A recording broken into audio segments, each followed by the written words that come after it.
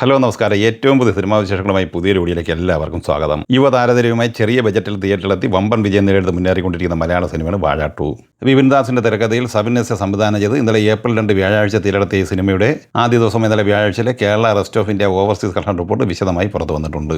ചിത്രം കേരളത്തിൽ ഇന്നലെ കളക്ട് ചെയ്തത് 5,20,00,000 രൂപയാണ്. റെസ്റ്റ് ഓഫ് ഇന്ത്യയിൽ നിന്ന് 55 ലക്ഷം കളക്ട് ചെയ്ത ഈ സിനിമ ഇന്ത്യൻ കളക്ഷനായി ആദ്യ ദിവസം നേടിയെടുത്തത് 5,75,00,000 രൂപയാണ്.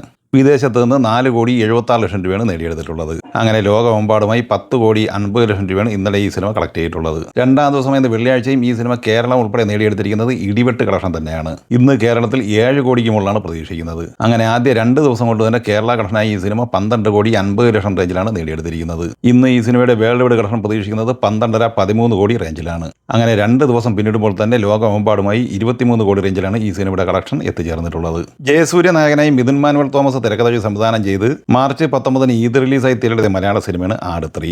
ഈ സിനിമയ്ക്ക് ആദ്യവാരം മികച്ച കളക്ഷൻ നേടിയെടുത്ത് 100 കോടി ക്ലബ്ബിൽ എത്തിപ്പെടാനായെങ്കിലും പിന്നീടുള്ള ദിവസങ്ങളിൽ കളക്ഷന്റെ കാര്യത്തിൽ മെല്ലെപ്പോക്കായിരുന്നു.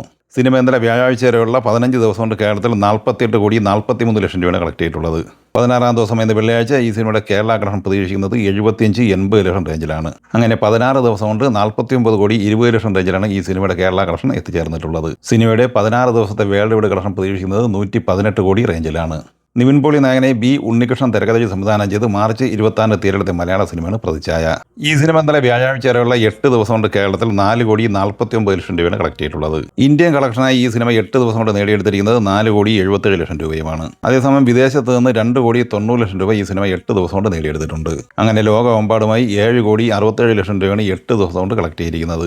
ഇനി 9-ാം ദിവസമായ വെള്ളിയാഴ്ചയിലേക്ക് വന്നാൽ ഇന്ന് കേരളത്തിൽ 15 ലക്ഷം റേഞ്ചിലാണ് പ്രതീക്ഷിക്കുന്നത്. അങ്ങനെ 9 ദിവസം കൊണ്ട് 4,65,00,000 രൂപയാണ് ഈ സിനിമയുടെ കേരള കളക്ഷൻ. 9 ദിവസത്തെ വേൾഡ് വൈഡ് കളക്ഷൻ പ്രതീക്ഷിക്കുന്നത് 7,90,00,000 റേഞ്ചിലുമാണ്. മാർച്ച് 19 തിയേറ്ററിലെത്തി ഓൾ ടൈം ബ്ലോക്ക് ബസ്റ്റർ വിജയം നേടിയെടുത്ത് മുന്നേറിക്കൊണ്ടിരിക്കുന്ന ബോളിവുഡ് സിനിമയാണ് ദുരന്തർ 2.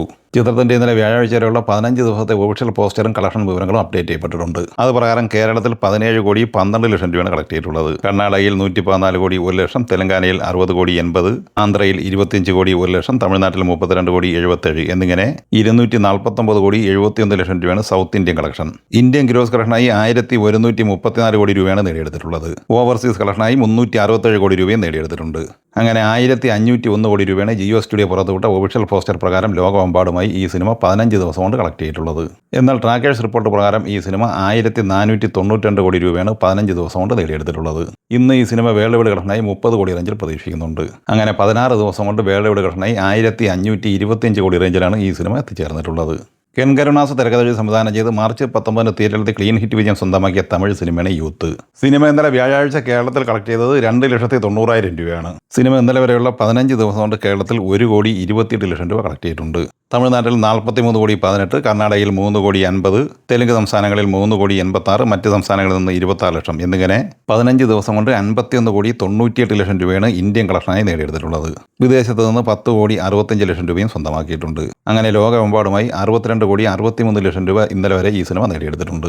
മരിയരാജ ഇലഞ്ചേശൻ തിരക്കഥ സംവിധാനം ചെയ്ത് മാർച്ച് 25 തിയേറ്ററിലെത്തിയ തമിഴ് സിനിമയാണ് ഹാപ്പി രാജ്. ചിത്രത്തിൽ GV പ്രകാശ് കുമാർ, അബ്ബാസ്, ശ്രീഗൗരി പ്രിയ, ജോർജ് മരിയൻ, ഗീത കൈലാസം എന്നിങ്ങനെയാണ് പ്രധാന താരങ്ങൾ.